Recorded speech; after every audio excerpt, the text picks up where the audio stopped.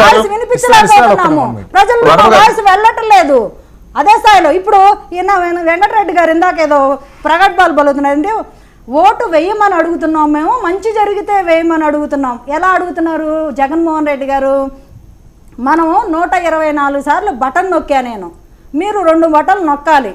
Why not 175, నాకు 175 ఎందుకు రావు, మీరు ఎందుకు నొక్కరు? 25 ఎంపీ నాకు ఎందుకు రావు, ఎందుకు నొక్కరు అని డైరెక్ట్ ప్రజలను బెదిరిస్తున్నాడు ఆయన. ప్రజలను బెదిరిస్తున్నాడు. ఓటు అడగడం అంటారు దాన్ని ఓటు అడగడం అంటారు. మీకు ఎందుకు రావు, ఎందుకు తగ్గుతాయి మాకు అంటే ప్రతిపక్షాలు ఎవరు ఉండకూడదు, ఈయనొక్కడే ఆలాలి, ప్రతిపక్షాలు ఎవ్వరు గడాలు ఎప్పకూడదు. అసలు ఒక నాయకుడు నేనే అనుకుంటున్నాడంటే ఏ రకంగా ఎంత సంకుచిత ఆలోచన, ఎంత స్వార్థపూరిత ఆలోచన ఉంటే అలా ఆలోచిస్తాడు. అసలు 175కు 175 మంది దేశంలో ఇంతమంది రాజకీయ నాయకులు ఉన్నారు, ప్రతిపక్షాలు లేకుండా ఉండాలి అనే ఆలోచన ఏ నాయకుడికైనా ఉందా?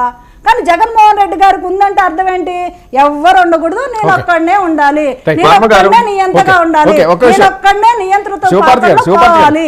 ఆ ఉద్దేశం ఉండబట్టే ఆయన అంబేద్కర్ నాది అవ్వలేదండి, నాకు టైం ఇవ్వండి, ఆయన అడిగిన వాటన్ని నేను సమాధానాలు చెప్తా, నాకు టైం ఇస్తే కదా చెప్తాను. అంబేద్కర్ గారు పేరు విగ్రహం పెడితే కుళ్ళుకుంటారు, పేరు పెడితే కుళ్ళుకుంటారు అంటే అసలు అంబేద్కర్ గారు విద్యాదేవునికి ఎందుకు పేరు మార్చారు జగనన్నని? మేము కుళ్ళుకోవట్లా, మీరు గొప్పగా పూజిస్తున్నారు కదా ఆయన్ని. ఆయనకి అంబేద్కర్ గారు విద్యా దీవెన పథకంలో ఆయన్ని తీసేసి జగనన్న పేరు ఎందుకు పెట్టుకున్నారు? జగనన్న అంబేద్కర్ కన్నా గొప్ప మహానుభావుడా? పైనుంచి దిగొచ్చాడా? అంబేద్కర్ గారు పేరు తీసేశారు, మీరు ఎందుకు తీసేశారు పేరు? మీ దగ్గర ఆన్సర్ ఉండదు. అప్పుడు మీరేం చేస్తారు? మీరు మహిళ కాదు, మీకు ఎన్ని పెళ్ళని అంటారు, మీ దగ్గర ఆన్సర్ ఉండదు. ఇంకోటి మాట్లాడాలి,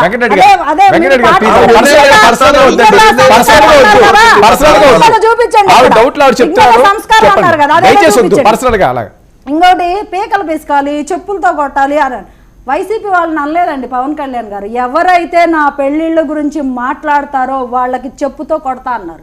ఎప్పుడు కొడతా అన్నారు? 10 ఏళ్ల నుంచి ఆయన్ని ఏ రకంగా స్టిల్ ఈ రోజుకి ఒక క్యాండిడేట్ కూర్చొని మాట్లాడుతున్నాడు, స్టిల్ ఈ రోజుకి ఆయన ఎదుర్కొంటున్నారు. ఆ బాధ పెయిన్ తెలిసినోడు ఎవడైనా ఒక్కసారైనా మాట్లాడతారండి? వచ్చిద్ది. నువ్వు తగలబెట్టేసేయాలన్నాడుగా జగన్మోహన్ రెడ్డి గారు, ఏమన్నా ఉత్తముడా? ఆయన ఏమన్నా నీతి సూక్తాలు మాట్లాడుతున్నారా? ఈరోజు కూర్చొని రక్తాలు డాక్యులాలు లెగిస్తే ఇయ్యేగా మాట్లాడే జగన్మోహన్ రెడ్డి గారు. కాల్ చేయాలి, నరికేయాలి, గొడ్డలతో మీరందరూ కాల్ చేయాలి, నరికేయాలని మేము తగలు పెట్టించుకుంటా ఉంటామా?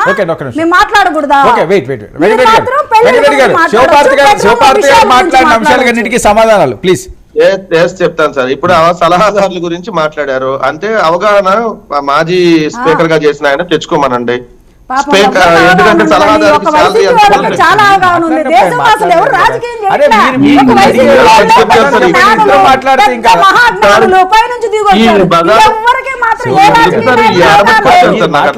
భలే దొరికారు. మీరు చాలా ప్రశ్నలు వేశారు, సమాధానం చెప్తుంటే మళ్ళీ మీరు స్టార్ట్ చేస్తే ఇంకేమొస్తుంది ఆన్సర్ చెప్పమనండి. ఇదంతే రండి. సలహాదారుకి శాలరీ ఎంత ఉంటుందో తెలియదు మాజీ స్పీకర్ గారికి. ఆంధ్రప్రదేశ్ రాష్ట్రంలో చంద్రబాబు నాయుడు గారు అధికారంలో ఉన్నప్పుడు మొత్తం 141 మంది ఉన్నారు. సలహాదారులు గాని కన్సల్టెంట్లు గాని కలిపి 42 మంది సలహాదారులు, 99 మంది కన్సల్టెంట్లు, మొత్తం 141 మంది. జగన్మోహన్ రెడ్డి గారు వచ్చినాక ఆ సంఖ్య 123 మందికి తగ్గింది. దాంట్లో 43 మంది సలహాదారులు, 52 మంది కన్సల్టెంట్లు, కార్పొరేషన్లకు సంబంధించి ఇంకో 28 మంది, మొత్తం 123 మంది. వాళ్ళకి P category, Q category, R కేటగిరీలో శాలరీలు ఉంటాయి. ఆర్ అంటే హైయెస్ట్ 3 లక్షలు చేంజ్ ఉంటది. అంటే ఇంక్లూడింగ్ దాంట్లో శాలరీ, ఏదైతే డ్రైవర్ కి ఎలవెన్స్, అదే విధంగా పిఏకి ఎలవెన్స్, వాళ్ళకి హౌస్ ఎలవెన్స్ అన్ని కలిపి 3 లక్షలు చేంజ్ ఉంటాయి. అంటే సంవత్సరానికి నెలకు 3 లక్షలు తప్పున వేసుకుంటే 12 3 36 లక్షలు. 5 సంవత్సరాలు ఎంత సార్? 5 × 36 లక్షలు, 1,20 లక్షలు అయింది. దానికి 146 కోట్లు అని చెప్పి 146 కోట్లు అని చెప్పి మీరు చెప్తారు కానండి, వినండి. ఆయన 146 కోట్లు, 600 కోట్లు. ఇదే సలహాదారులు ఉన్నారు. చంద్రబాబు నాయుడు గారికి 4 ఏళ్లు వాళ్ళు మద్దతు ఇచ్చినప్పుడు ఇదే సలహాదారులు చాలా మంది లిస్ట్ ఉంది. విజయ్ కుమార్, కృష్ణరాజు, జోసెఫ్, గుప్తా, రంగనాథన్, ఎం అంతా, వేమూరి హరికృష్ణ ప్రసాద్, చంద్రశేఖర్ రెడ్డి, పరకాల ప్రభాకర్, వినయ్ కుమార్, విజయ్ చంద్ర, ఎండి ఇంతియాజ్, పాలేశ్వరం,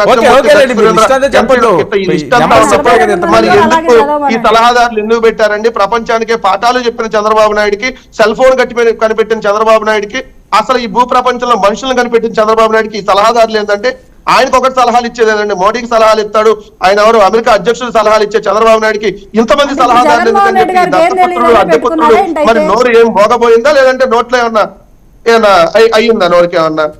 మరి ఆ రోజు ఎందుకు మరి నాదెండ్ల మనోహర్ గారికి నోట్లో ఏమన్నా అయ్యిందా, నోరేమన్నా మోగపోయిందా? సలహాదారులు వాళ్ళ దగ్గర ఉంటేనేమో అదేవో సంసార పక్షం, ఎక్కడుంటే ఇంకో పక్షం. ఇట్లాంటి మహిళలు తీసుకొని వచ్చి వీళ్ళు మహిళ నాయకులు భాష ఏందో ఇలా కథ ఏందో అసలు ఏమని చూసుకోవాలన్నా నిజంగా భారతదేశ మహిళలు తరలించుకోవాలి. ఇట్లాంటి మహిళలు ఉన్నందుకు భారతదేశ మహిళలు తరలించుకుంటారు మహిళలు. అదే నాయకుడు చెప్పులతో పడతా అన్నాడా? మీ దృష్టిలో మహిళలు అంటే స్టెప్నీలు, మీ దృష్టిలో మహిళలు అంటే స్టెప్నీలు, మళ్ళీ నువ్వు ఒక మహిళవి ఏం మాట్లాడతావు అమ్మా? నీ పవన్ కళ్యాణ్ ఒకరిని పెళ్లి చేసుకుని ఇంకొకటి కాపురం చేస్తే నువ్వు మహిళగా శబాష్ ఎవడన్నా పెళ్లి చేసుకోవాలి పిల్లలకు అంటాడు, నువ్వేమంటున్నావు? పిల్లలు కదా పెళ్లి చేసుకోమంటున్నావు. ఏ మహిళ ఏ దేశం నుంచి వచ్చావు? ఏ దేశం నుంచి వచ్చావు అమ్మా? ఎవడన్నా పిల్లలు పుట్టాక పెళ్లి చేసుకుంటారా? పెళ్లి చేసుకున్నారు పిల్లలు మళ్ళీ టాపిక్ అక్కడ తీసుకెళ్తారు.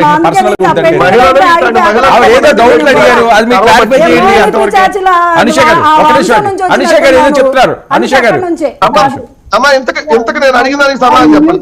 ఒకటే కదా చెప్పండి. ఓకే మాట్లాడండి. మా సన్నసోడికి ఏం తెలియదు కాబట్టి అంతమందిని సలహాదారులను పెట్టుకున్నాడు. అన్ని తెలిసింది చంద్రబాబు నాయుడు గారు ఎందుకు పెట్టుకున్నారు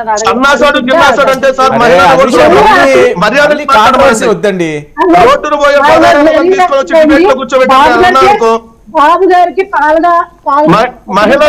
మహిళగా మాట్లాడమనండి. ఎవరు సన్నాసి? చంద్రబాబు నాయుడు పూర్వం పోకాడు భారతదేశం చెప్పాడు. గాంధీ గాలాడి చంద్రబాబు నాయుడు నీచుడు చంద్రబాబు నాయుడు వెంకటరెడ్డి గారు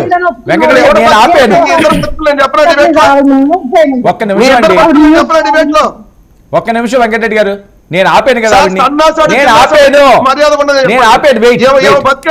సోషల్ మీడియాలో వెయిట్, నేను ఆపాను వెయిట్ అండి వెంకటరెడ్డి గారు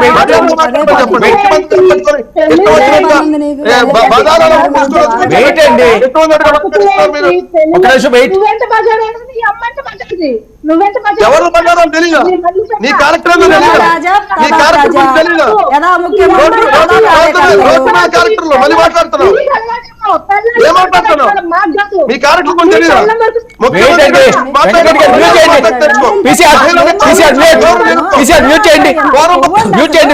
అతనికి ఎంత కొవ్వు అసలు క్యారెక్టర్లు అంట. ఇది ఎట్లుందంటే మనం వ్యక్తిగతంగా కొట్లాడుకుంటున్నట్టుంది తప్ప డిబేట్ చేస్తున్నట్లేదు.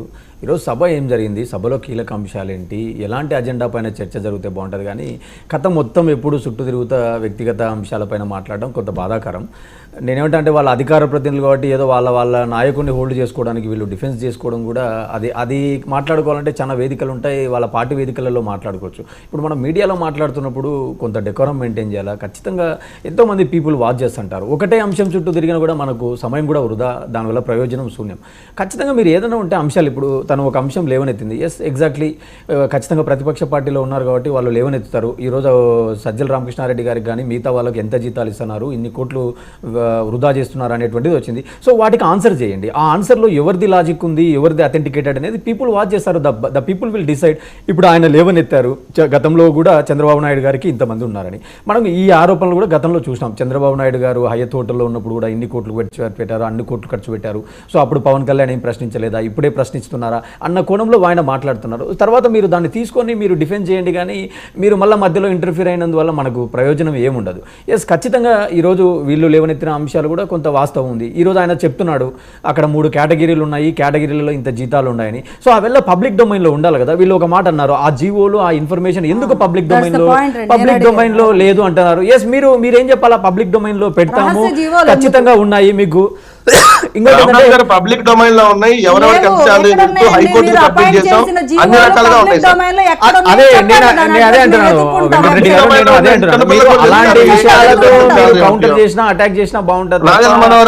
ఎంతసేపు ఇప్పుడు తను ఒక మహిళ పెళ్లిళ్ళు అనడాలు ఇలాంటి టాపిక్ల చుట్టూ పోవడం కరెక్ట్ కాదనేది నా భావన.